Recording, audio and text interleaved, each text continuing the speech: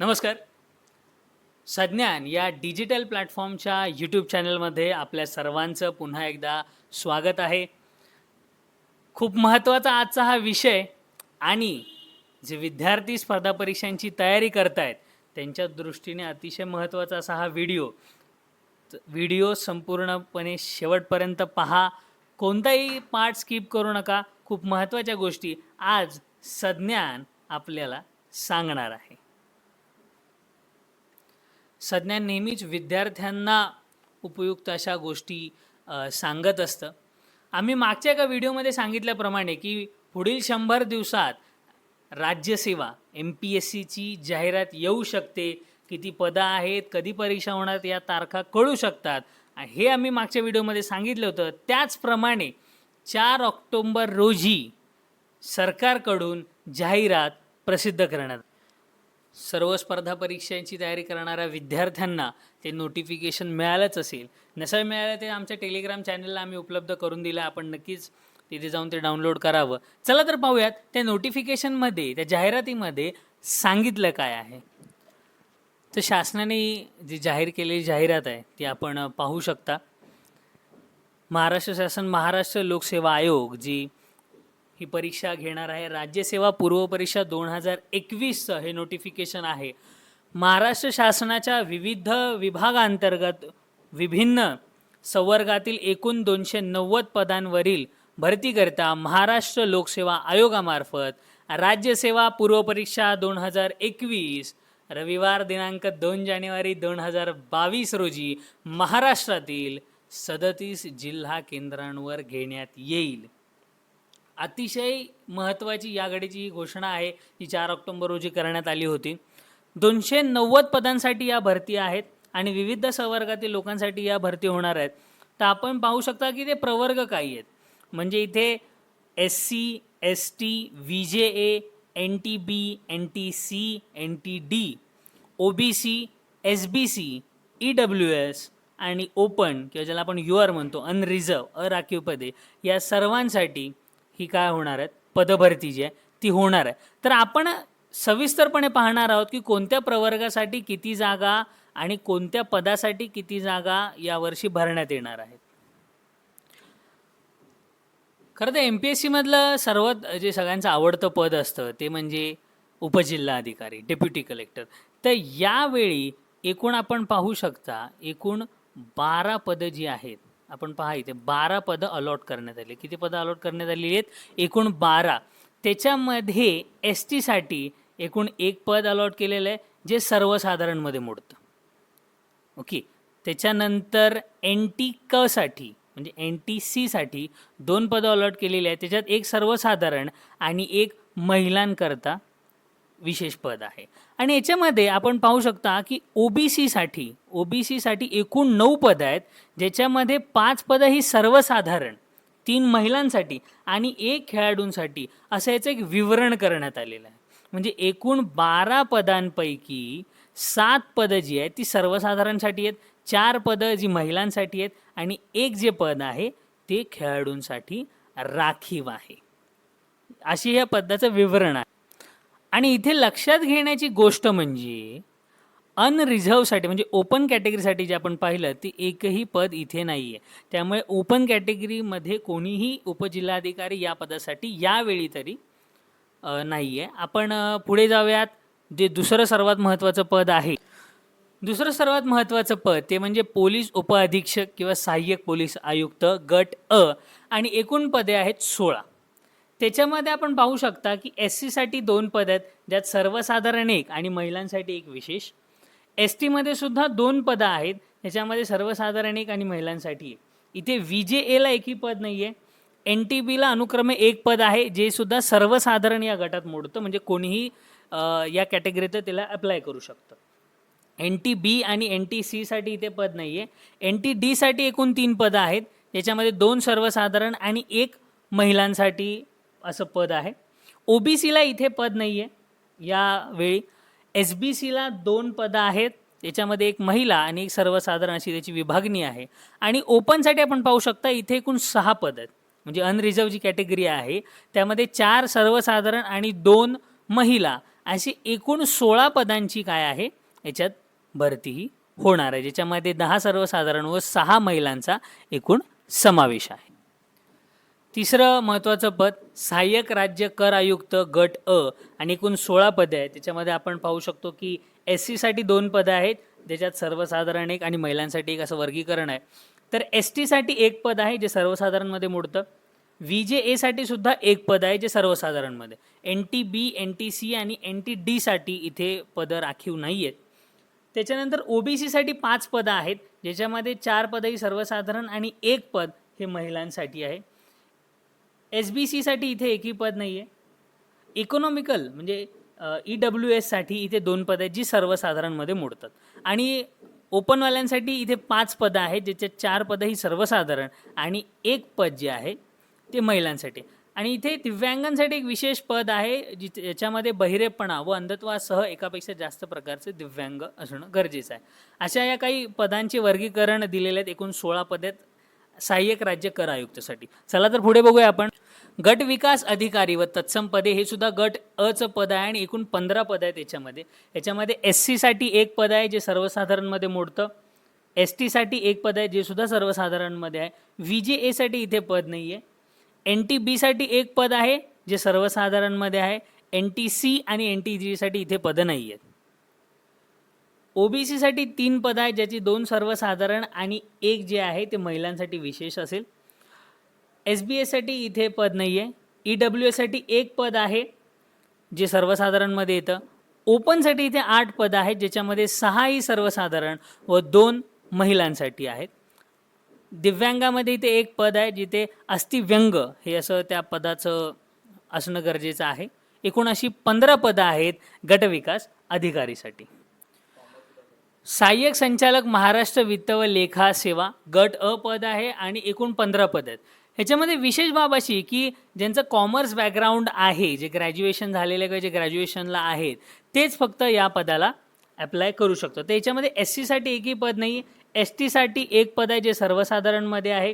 VJA साठी 1 पद आहे ते सुद्धा सर्वसाधारणमध्ये आहे. NTB आणि NTC साठी अनुक्रमे 1 पद आहेत जी सर्वसाधारणमध्ये येतात. NTD साठी पद नाही आहे. OBC साठी 3 पद आहेत ज्यात अनुक्रमे 2 सर्वसाधारण व 1 महिलांसाठी असं हे पद आहे. SBC साठी पद नाही आहे. EWS साठी 2 पद आहेत, अनुक्रमे 1 सर्वसाधारण व 1 महिलांसाठी अशी याची वर्गवारी आहे. तर ओपनसाठी 6 पद आहेत, ज्याच्यात 3 सर्वसाधारण, 2 महिलांसाठी आणि 1 खेळाडू अशी याचं वर्गीकरण करण्यात आलं आहे. आणि 1 पद दिव्यांगांसाठी आहे, जिथे कर्णबधीर ही त्याची अट आहे दिव्यांगाची. एकूण 15 पदांची अशी ही भरती आहे. उद्योग उपसंचालक तांत्रिक गट अ आणि याच्यात एकूण 4 पदं आपण पाहू शकता. तर ह्याच्यामध्ये EWS साठी 1 पद आणि ओपन आणि UR साठी रिझर्व जे आहे त्यासाठी 3 पदं. बाकी कोणत्याही प्रवर्गाला इथे पद नाही आहे. अशी एकूण 4 पदे उद्योग उपसंचालक तांत्रिक गट अ मध्ये यावर्षी भरण्यात येतील. तसेच सहाय्यक कामगार आयुक्त गट अ एकूण किती पद आहेत तर 22 पद आहेत आणि हे प्रथमतःच गट अ मध्ये इंट्रोड्यूस करण्यात आलेलं पद आहे. आणि ह्याच्यामध्ये सर्वांना काही ना काही पदं देण्यात आलेली आहेत. म्हणजे एकूण आपण 22 पदं जर बघितलं त्याच्यामध्ये SC मध्ये 3 पदं आहेत, ज्यात सर्वसाधारणसाठी 2 आणि महिलांसाठी 1. ST मध्ये 2 पदं आहेत, ज्याच्यात सर्वसाधारण 1 आणि महिलांसाठी 1 असं वर्गीकरण करण्यात आलं आहे. VJA साठी 1 पद आहे जे सर्वसाधारणमध्ये. NTB, NTC, NTD साठी अनुक्रमे 1 पदं आहेत आणि जी सर्वसाधारण गटात मोडतात. EWS साठी 4, OBC साठी 4 पदं आहेत, ज्याच्यामध्ये 2 सर्वसाधारण आणि 2 महिलांसाठी आहेत. SB साठी 1 पद आहे जे सर्वसाधारणमध्ये येतं आणि EWS साठी 2 पद आहेत जे अनुक्रमे 1 सर्वसाधारण आणि 1 महिला असं याचं वर्गीकरण आहे. तर ओपनवाल्यांसाठी इथे 6 पद आहेत, ज्याच्यात 3 सर्वसाधारण, 2 महिला आणि 1 खेळाडू विशेष असं याचं वर्गीकरण करण्यात आलं आहे. तर याच्यामध्ये दिव्यांगांना सुद्धा संधी देण्यात आली आहे. 1 पद त्यांच्यासाठी राखीव आहे आणि अल्पदृष्टी अशी या पदाची अट आहे. अशी एकूण 22 पदं या सहाय्यक कामगार आयुक्त या गटासाठी आहेत, जी पहिल्यांदाच यावेळी नवीन पद्धतीने इन्क्लूड करण्यात आलेलं आहे गट अ मध्ये. 290 जागांपैकी गट ए ला अनुक्रमे 100 जागा आलेल्या आहेत. आता आपण गट ए ची सर्व पदं बघितली, ज्यात एकूण 100 जागा गट अ साठी आहेत. तर उर्वरित सर्व जागा या गट ब साठी आहेत. त्या कशा रीतीने वाटल्या गेल्या त्या आपण पुढे बघूया. उपशिक्षण अधिकारी व तत्सम पदे महाराष्ट्र शिक्षण सेवा गट ब. आता आपण पाहतोय गट ब ची पदं. प्रशासन शाखा एकूण 25 पदं आहेत. याच्यामध्ये आपण अनुक्रमाने पाहू शकता तर एस सी साठी 3 पदं आहेत, ज्याच्यात 2 सर्वसाधारण व 1 महिला असं वर्गीकरण आहे. तर एस टी आय आणि व्ही जी एसाठी पद नाही आहे. एन टी बी साठी 1 पद आहे जे सर्वसाधारणमध्ये आहे. एन टी डी साठी 1 पद आहे जे सुद्धा सर्वसाधारणमध्ये आहे. ओबीसी मध्ये एकूण 3 पद आहे, ज्याच्यात 2 सर्वसाधारण व 1 महिला असं वर्गीकरण आहे. एस बी सी साठी पद नाही आहे. ई डब्ल्यू साठी 3 पद आहेत, ज्याच्यात 2 सर्वसाधारण 1 महिला असे ते पद आहे. आणि 14 पदं जी आहेत ती ओपन अनरिझर्वसाठी आहेत, ज्याच्यात 9 सर्वसाधारण, 4 महिला व 1 खेळाडू विशेष अशी एकूण विभागणी या पदांची करण्यात आली. तर दिव्यांगांना सुद्धा एक संधी आहे, तिथे 1 पद आहे जिथे कर्णबधीर ही दिव्यांग असण्याची एक अट शासनाने ठेवलेली आहे. अशी एकूण ही 25 पदं आहेत. पुढे जाऊया आपण. कक्ष अधिकारी गट ब एकूण पदे 39. यामध्ये सुद्धा आपण पाहू शकता खूप जास्त पदं आहेत. ही खूप अशी संधी आहे आपल्याकडे. एस सी साठी 5 पदं आहेत, 3 सर्वसाधारण 2 महिला. एस टी साठी 2 पदं आहेत, 1 सर्वसाधारण 1 महिला. व्ही जे ए साठी 1 पद आहे जे सर्वसाधारणमध्ये मोडतं. एन टी सी साठी एन टी बी साठी 1 पद आहे जे सर्वसाधारण आहे. एन टी सी साठी 3 पदं आहेत, 2 सर्वसाधारण 1 महिला. आणि एन टी डी साठी अनुक्रमे 1 पद आहे जे सर्वसाधारणमध्ये आहे. ओबीसी साठी 7 पद आहेत जे अनुक्रमे 4, 2, 1 म्हणजे 4 सर्वसाधारण 2 महिला आणि 1 खेळाडू विशेष असं 1 पद आहे. एस बी सी साठी इथे पद नाही आहे. ई डब्ल्यू एस साठी 3 पद आहेत, ज्याच्यात 2 सर्वसाधारण व 1 महिलांसाठी असं पद आहे. तर ओपनवाल्यांसाठी इकडे 16 पदं आहेत, ज्याच्यात सर्वसाधारण 10, 5 महिला आणि 1 खेळाडू असं वर्गीकरण करण्यात आले. इथे दिव्यांगांसाठी 2 पदं उपलब्ध करून देण्यात आलेत आणि त्या पदाचे अनुक्रमे काही अटी आहेत. मंदबुद्धी किंवा आकलन क्षमतेची कमतरता, विशिष्ट शिक्षण अक्षमता, मानसिक आजार, बहिरेपणा व अंधत्वासह एकापेक्षा जास्त दिव्यांग अशा 2 वेगवेगळ्या अटी इथे ठेवण्यात आल्या आहेत. अशी एकूण 39 पदे कक्ष अधिकारी या गट ब च्या पदासाठी आहेत. सहाय्यक प्रादेशिक परिवहन अधिकारी गट ब एकूण पदे 4. आणि याचं विशेष म्हणजे ज्यांचं बॅकग्राऊंड सायन्स आहे किंवा ज्यांचं अभियांत्रिकी इंजिनिअरिंग झाले ती लोक यासाठी अप्लाय करू शकतात. तुमचं ग्रॅज्युएशन सायन्समधनं B S C in science, तुमचं बी एस सी झालं पाहिजे, बॅचलर इन सायन्स, ज्याच्यामध्ये फिजिक्स म्हणजे भौतिकशास्त्र आणि मॅथमॅटिक्स म्हणजे गणित हे 2 विषय असणं अनिवार्य असं आपण नोटिफिकेशनमध्ये पाहिलं आहेत. ते एकूण पदे 4 आहेत, ज्याच्यामध्ये एस सीसाठी 1 पद आहे जे सर्वसाधारणमध्ये आहे. आपण पाहू शकता S T, V J, N T B, N T C यासाठी पदं नाही आहेत. ओबीसीसाठी 1 पद आहे जेही सर्वसाधारणमध्ये आणि 2 पदं ही ओपनमध्ये आहेत जी सुद्धा सर्वसाधारण या गटात येतात. बाकी इथे खेळाडू, महिला किंवा दिव्यांग असं काही विशेष कॅटेगरी नाही आहे. पुढील पद बघूया. सहाय्यक गट विकास अधिकारी व तत्सम पदे गट ब एकूण 17 पदं आहेत. खूप मोठी संधी. ज्याच्यात एस सीसाठी 2, सर्वसाधारण 1, महिलांसाठी अशी विभागणी. एस टीसाठी 2 पद आहेत, सर्वसाधारण 1 आणि महिलांसाठी 2. So V J, N T B, C D अनुक्रमे एकही पद नाही आहे. ओबीसीसाठी 3 पद आहेत, ज्याच्यात 2 सर्वसाधारण व 1 महिलांसाठी आहे. एस बी सीसाठी पद नाही आहे. ई डब्ल्यू एससाठी 1 असे अनुक्रमे 2 पदं आहेत. तर ओपनसाठी 8 पदं आहेत, ज्याच्यामध्ये 6 सर्वसाधारण व 2 महिला असा समावेश आहे या पदांमध्ये. तर दिव्यांगांसाठी इथे एक विशेष संधी 1 पद आहे, ज्याच्यामध्ये मानसिक आजार ही अशी अट शासनाने ठेवलेली आहे. एकूण 17 पदांची अशी ही भरती. पुढे बघूया पुढचं कोणतं पद आहे. पुढील पद सहाय्यक निबंधक सहकारी अधिकारी गट ब एकूण 18 पदं आहेत. याच्यामध्ये एस सीसाठी 2 सर्वसाधारण 1 महिला, एस टीसाठी 1 असे अनुक्रमे 2 पदं आहेत. व्ही जे एसाठी 1 पद आहे. इथे एन टी बीसाठी पद नाही. एन टी सीसाठी 1 पद आहे जे सर्वसाधारणमध्ये आहे. एन टी डीसाठी पद नाही आहे. ओबीसीसाठी 2 पद आहेत जी सर्वसाधारण या गटात मोडतात. एस बी सीसाठी पद नाही आहे. ई डब्ल्यू एससाठी 2 म्हणजे 1 सर्वसाधारण 1 महिलांसाठी आहे. ओपनमध्ये 7 पद आहेत जे अनुक्रमे सर्वसाधारणसाठी 4, 2 महिलांसाठी आणि 1 खेळाडूंसाठी विशेष अशा या पदाची विभागणी वर्गवारी केली आहे. तर पुन्हा एकदा दिव्यांगांना खूप छान अशी संधी इथे उपलब्ध करून देण्यात आली आहे. एक पद त्यांच्यासाठी आहे व स्नायूंचा विकार अशी एक अट शासनाने इथे ठेवली आहे. अशी एकूण 18 पदं यावेळी आहेत. पुढील महत्त्वाचं पद आपण पाहूयात. उपअधीक्षक भूमी अभिलेख गट ब एकूण 15 पदं आहेत. त्याच्यामध्ये SC साठी 2 पदं आहेत जी सर्वसाधारण आहेत. ST आणि VJA साठी पद नाही आहे. NTB साठी 1 पद आहे सर्वसाधारणमध्ये. NTC साठी पद नाही. NTD मध्ये 1 पद आहे जे सर्वसाधारणमध्ये आहे. OBC साठी 3 पदं आहेत, 2 सर्वसाधारण 1 महिला अनुक्रमे अशी पदं आहेत. SBC साठी पद नाही आहे. EWS साठी 1 पद आहे जे सर्वसाधारणमध्ये आहे.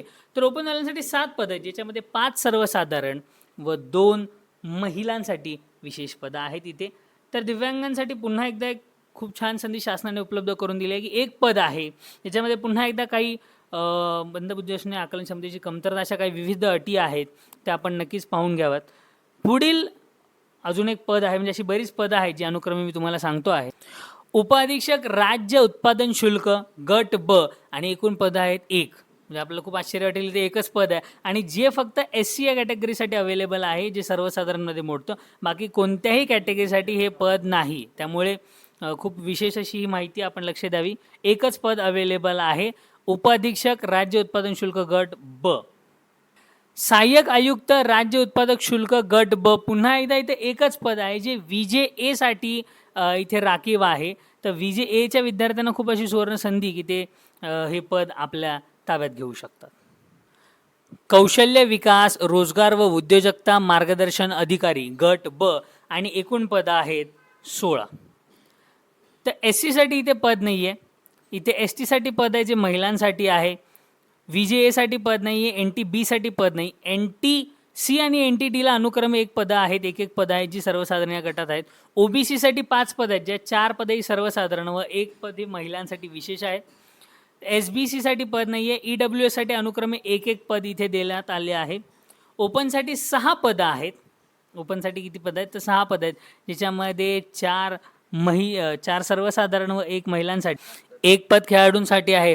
तर दिव्यांगांसाठी इथे 1 पद आहे व अस्थिव्यंग अशी त्याची एक अट आहे. एकूण 16 पदं आहेत या पोस्टसाठी गट ब च्या पोस्टसाठी.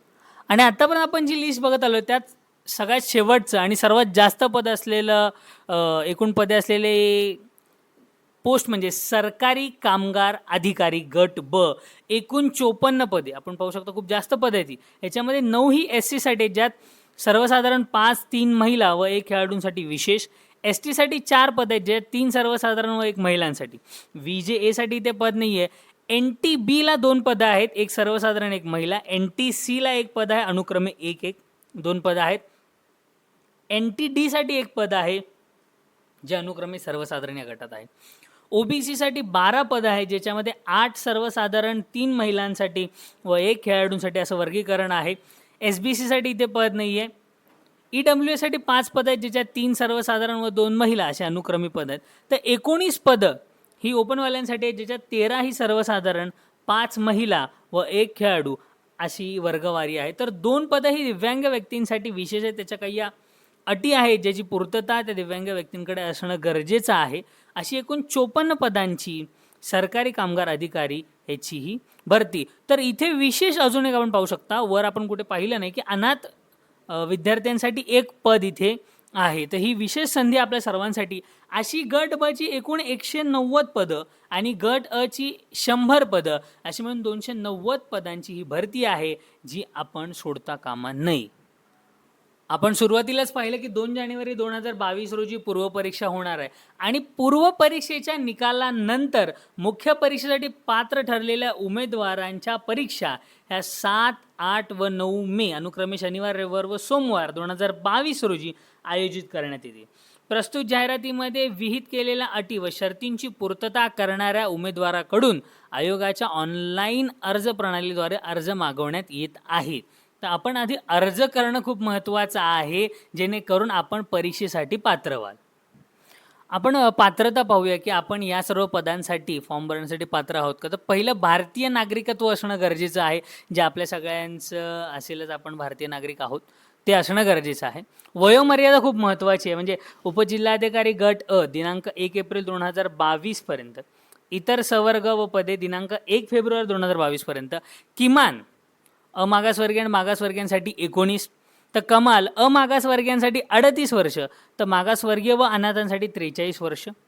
प्रावीण्य प्राप्त खेळाडू अमागासवर्गीय 43, मागासवर्गीय 43, माजी सैनिक, आणीबाणी व अल्पसेवा राज्याधिष्ठ अधिकारी अमागासवर्गीय 43 आणि मागासवर्गीय सुद्धा 43, तर दिव्यांग उमेदवारांसाठी वयाच्या 45व्या वर्षापर्यंत. आणि विहित वयोमर्यादा इतर कोणत्याही बाबीत शिथिल केली जाणार नाही अशी त्यांची अट आहे. म्हणजे सोप्या भाषेत मिनिमम एज जी आहे ती 19 हवी आहे सर्वांसाठी, अमागासवर्गीय म्हणजे ओपनसाठी आणि रिझर्वसाठी सुद्धा.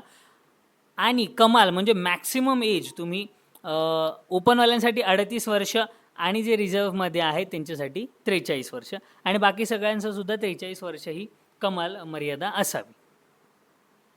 शैक्षणिक अर्हता काय आहे, म्हणजे आपलं शिक्षण किती असलं पाहिजे या सर्व गोष्टींसाठी आपण एलिजिबल होण्यासाठी, तर आपली कोणत्याही मान्यताप्राप्त विद्यापीठातून पदवी होणं गरजेचं आहे, किंवा आपण पदवीच्या शेवटच्या वर्षाला असणं गरजेचं आहे, किंवा महाराष्ट्र शासनाने मान्य केलेल्या समतुल्य अर्हता आपल्याकडनं असलेल्या गरजेच्या आहेत. काही विशेष पदांसाठी जसं आम्ही सांगितलं मगाशी की काही जसं सहाय्यक संचालक महाराष्ट्र वित्त व लेखा आयोग, ह्याच्यासाठी आपल्याकडे वाणिज्य शाखा म्हणजे कॉमर्समधनं आपण उत्तीर्ण होणं गरजेचं. तसंच काही इथे समतुल्य पदव्या ज्या आपण माहीत करून घ्याव्यात. आणि उद्योग उपसंचालकसाठी सांगितल्याप्रमाणे इंजिनिअरिंगमध्ये पदवी असणं हे विशेष आहे, किंवा विज्ञान शाखेतील सुद्धा आपल्या काय चालू शकते, पदवी चालू शकते. सर्वात महत्त्वाचा टप्पा तो म्हणजे परीक्षेचा. ही परीक्षा कशा होतात या, तर परीक्षेचे काही टप्पे आहेत. त्याच्यामध्ये पूर्वपरीक्षा गुण 400, मुख्य परीक्षा गुण 800 व मुलाखत गुण 100. ह्याच्यामध्ये पूर्वपरीक्षा 400 मार्काची होते, त्याच्यामध्ये 2 पेपर असतात. बरं, मुख्य परीक्षा काय असते, मुलाखत कशी होते, या सगळ्या गोष्टी आम्ही तुम्हाला आज डिटेलमध्ये सांगणार आहे. काय वाचलं पाहिजे आपण. खूप मनात अशी विद्यार्थ्यांच्या भीती असते की एवढे मार्क, एवढी परीक्षा, एवढा कमी वेळ उरला आहे 2 जानेवारी 2022ला, आमचा अभ्यास होईल का, कसं वाचन करावं काय, या सगळ्या गोष्टीबद्दल आम्ही डिटेलमध्ये या व्हिडिओमध्ये बोलणारच आहोत. आपण बघत बघा की पुढे आम्ही प्रत्येक गोष्ट सांगतो तुम्हाला की पूर्वपरीक्षेमध्ये मुख्य परीक्षेला अनुसरून कसा अभ्यास करावा, किंवा CSAT क्वालिफाईंग नाही आहे आत्तापर्यंत असं सांगतायत, आयोगाचं काहीही सांगता येत नाही. आयोग सरप्राईज देऊ शकतो तुम्हाला की CSAT क्वालिफाईंग आहे वगैरे वगैरे. त्यामुळे घाबरून जाऊ नका. आयोग वेळोवेळी ज्या सूचना आपल्याला करत राहील त्या आम्ही तुम्हाला आमच्या यूट्यूब चॅनलच्या माध्यमातून सांगतच राहू. आपण नक्कीच त्या पहा. आता आपण वळूया की अभ्यासातले टप्पे काय असतात, अभ्यास कोणत्या विषयाला धरून कसा करावा आणि कोणती पुस्तके वाचावीत याकडे.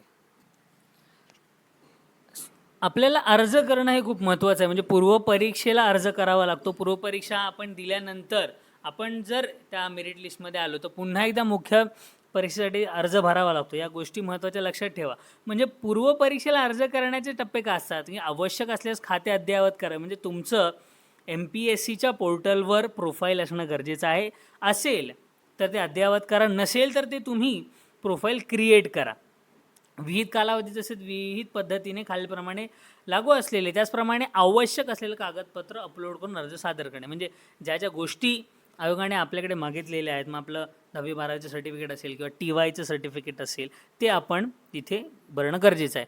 परीक्षा शुल्काचा भरणा विहित पद्धतीने करणे आणि जिल्हा केंद्र निवडणे. म्हणजे परीक्षा शुल्क किती आहे ते आम्ही तुम्हाला नक्कीच आता दाखवू. आणि जिल्हा केंद्र, परीक्षा शुल्क भरल्यानंतर आपण ज्या जिल्ह्यात आहोत, जिथे आपल्याला जाणं सोपं आहे, अशा ठिकाणी आपण ते केंद्र निवडणं गरजेचं आहे. सर्वसाधारण अर्ज फक्त ऑनलाईन पद्धतीनेच स्वीकारण्यात येतील असे आयोगाने स्पष्ट केलं आहे. आणि अर्ज सादर करण्याकरिता संकेतस्थळ आपल्या डिस्क्रिप्शन बॉक्समध्ये हे संकेतस्थळ अवेलेबल आहे, तर आपण तिथे जाऊन डायरेक्टली त्या संकेतस्थळाला भेट देऊ शकता. ऑनलाईन पद्धतीने अर्ज करण्याच्या सविस्तर सूचना तिथे करण्यात आल्या आहेत. व आयोगास अर्ज सादर केल्यानंतर विविध मुदतीत परीक्षा शुल्क भरल्याशिवाय अर्ज स्वीकारला जाणार नाही. तर आता अर्ज कधीपर्यंत करू शकतो, 5 ऑक्टोबर 2011 रोजी 14 वाजल्यापासून, म्हणजे साधारण 2 वाजल्यापासून 25 ऑक्टोबर 2021 23.59 वाजेपर्यंत आपण हे शुल्क अर्ज भरू शकतो. तर अमागासवर्गीयांसाठी अनरिझर्वसाठी 544 रुपये हे शुल्क आहे. तर मागासवर्गीयांसाठी हे 344 शुल्क आहे, जे आपल्याला तिथे भरणं गरजेचं आहे. उपरोक्त परीक्षा शुल्काव्यतिरिक्त बँक चार्जेस किंवा तसे देय अतिरिक्त असतील, पे शुल्क न परतावा आहे, नॉन रिफंडेबल आहे, हे महत्त्वाचं. नाही तर तुम्ही म्हणाल मी परीक्षेलाच गेलो ना, आमचे पैसे परत द्या, तर असं काही नसतं.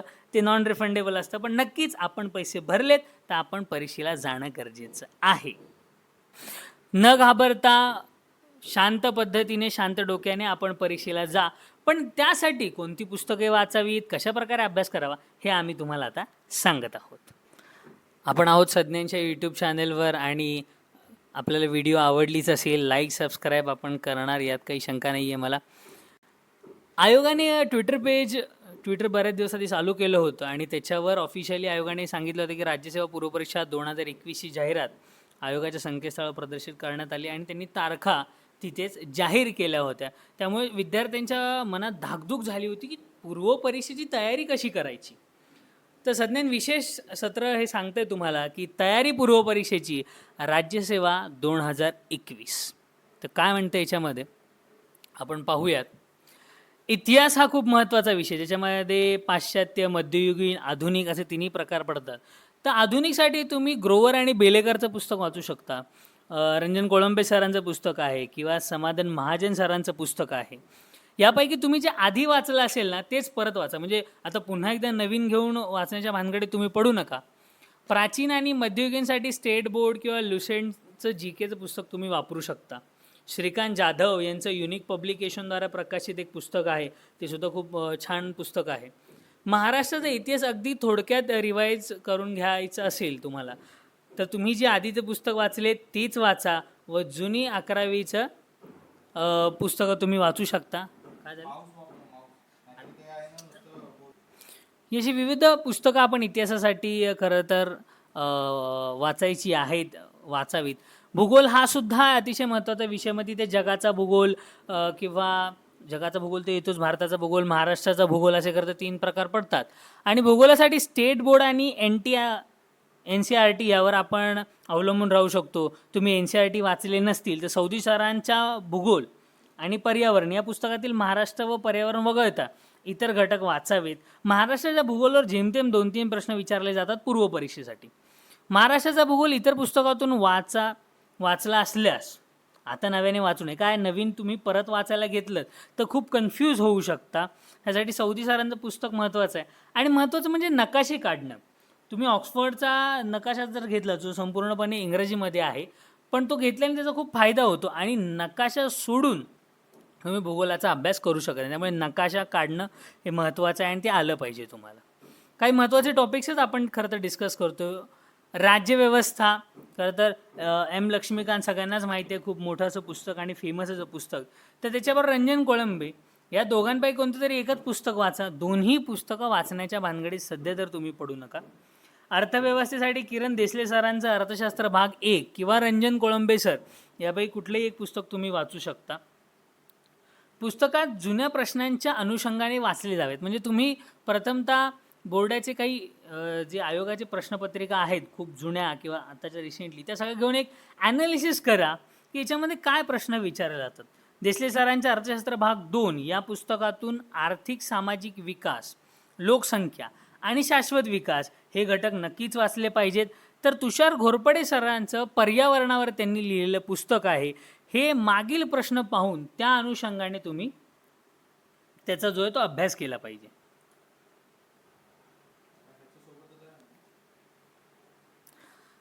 सामान्य विज्ञानासाठी स्टेट बोर्ड 8वी ते 10वी किंवा सचिन भस्के सरांचं पुस्तक आहे. अतिशय रंजक असं पुस्तक आहे ते सुद्धा तुम्ही पाहू शकता. सामान्य विज्ञानामध्ये बरेच प्रकार येतात. मग भौतिकशास्त्र, रसायनशास्त्र, त्याच्यामध्ये आरोग्यशास्त्र, आहारशास्त्र, अशा बऱ्याच गोष्टी आहेत. भस्के सरांच्या पुस्तकामध्ये खूप छान दिलेलं आहे ते. आणि विद्यार्थ्यांना सतावणारा प्रश्न म्हणजे चालू घडामोडी, की सर आम्ही चालू घडामोडी काय वाचाव्यात, किती लक्षात ठेवाव्यात. तर जानेवारी 2021 पासूनच्या चालू घडामोडी तुम्ही सर्व वाचून काढा. आणि यासाठी आता रोज वर्तमानपत्र वाचत बसाल का, तर नाही. तर कोणतंही एक मासिक किंवा सिम्प्लिफाईड किंवा अभिनव प्रकाशनची पुस्तकं सध्या मार्केटमध्ये अवेलेबल आहेत, ती तुम्ही वाचा. किंवा सज्ञांच्या यूट्यूब चॅनलवर आम्ही बरेच चालू घडामोडीचे व्हिडिओज अपलोड केलेले आहेत. वन लाईनर्स विशेष गांधींची सिरीज आम्ही चालू केलेली आहे, ती सुद्धा पहा. आधुनिक इतिहासातील काही प्रश्न त्याच्यावर तुम्हाला मिळून जातील. या गोष्टी तुम्ही पहा की सामान्य विज्ञान आहे, चालू घडामोडी आहेत, सामान्य विज्ञानासाठी सुद्धा काही संज्ञांनी यूट्यूबवर त्यांच्या अपलोड केलेलं आहे. सीसॅट क्वालिफाईंग आहे नाही हे मी मागच्या वेळेस बोललो होतो की आयोगाच्या निर्णयावर अजून सगळं अवलंबून आहे. आयोग काही निर्णय केव्हाही जाहीर करू शकता, आपण त्याची वाट नक्कीच पाहू. तर सीसॅटमध्ये मुळात काय आहे की जुन्या प्रश्नपत्रिकेचा अभ्यास खूप गरजेचा आहे. मी तुम्हाला वारंवार सांगेन की पहिले प्रश्नपत्रिका तपासा. प्रश्नपत्रिकाचे विश्लेषण काही प्रकाशकांनी केलेलं आहे. मग त्याच्यामध्ये लोकसत्ता प्रकाशन असेल किंवा आजकाल ज्ञानदीप प्रकाशनचं महेश गारगोटे सरांचं सुद्धा पुस्तक आहे, तर ते सुद्धा तुम्ही पाहू शकता. सीसॅटमध्ये विशेषतः भर असतो तो कॉम्प्रेहेन्शन, इंग्लिश मराठीचं कॉम्प्रेहेन्शन आहे आपलं. त्याच्यानंतर अंकगणित बुद्धिमत्तासाठी विशेष भर आहे. तर हे कॉम्प्रेशनचा अभ्यास म्हणजे उतार्यावरील प्रश्न हे खूप महत्त्वाचे आहे की आहे तसे उतार्यात काही दिले असं नाही, त्याचं आकलन, त्या उतार्याचं आकलन होणं गरजेचं आहे. त्यासाठी जे काही दिवस उरलेले आहेत त्याच्यामध्ये तुम्ही खूप सारे उतारे वाचून ते सोडवले पाहिजेत. अंकगणित बुद्धिमत्तेचा सुद्धा सराव खूप जास्त केला पाहिजे. मी पुन्हा एकदा सांगेन की राज्य सेवेच्या पूर्वपरीक्षेला निगेटिव्ह मार्किंग आहे, त्यामुळे प्रश्न सोडवताना खूप विचारपूर्वक आणि सावकाश पद्धतीने सोडवा.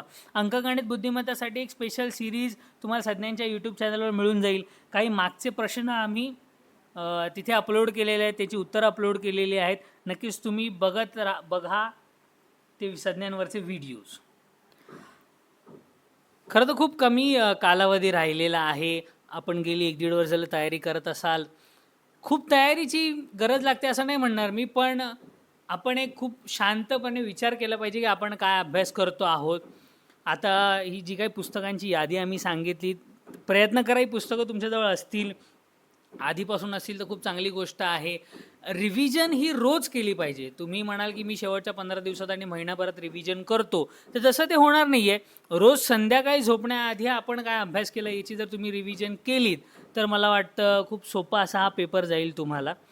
आणि घाबरून जाऊ नका, पण तुम्हाला त्याची चिंता असणं गरजेचं आहे की आपण जर परीक्षेला जातोय तर खूप चांगल्या पद्धतीने तयारी करून आपण काय केलं पाहिजे, तयारी केली पाहिजे. शेवटचे 3 महिन्यात मी खरं तर म्हणेन आता तयारीला लागा. मिळतील ती पुस्तकं वाचा, पण व्यवस्थित वाचा. पुस्तकांचं म्हणजे प्रश्नपत्रिकांचं विश्लेषण केलेली पुस्तकं वाचा, त्यानुसार अभ्यास करा आणि त्यानुसार तयारी करा. कोणता विषय आधी करावा, कोणता विषय नंतर करावा हे तर तुम्हाला कोणता विषय कसा आवडतो ह्याच्यावर खरं तर डिपेंड आहे. पण आम्ही आधीच्या व्हिडिओमध्ये काही गोष्टी सांगितल्या होत्या की या विषयाला आधी प्रेफरन्स द्या आणि त्यानुसार तुम्ही करा. राज्यसेवेची जाहिरात 100 दिवसात या व्हिडिओमध्ये आपण पाहू शकता की आम्ही तो रेफरन्स दिलेला आहे की कोणता विषय आधी करावा.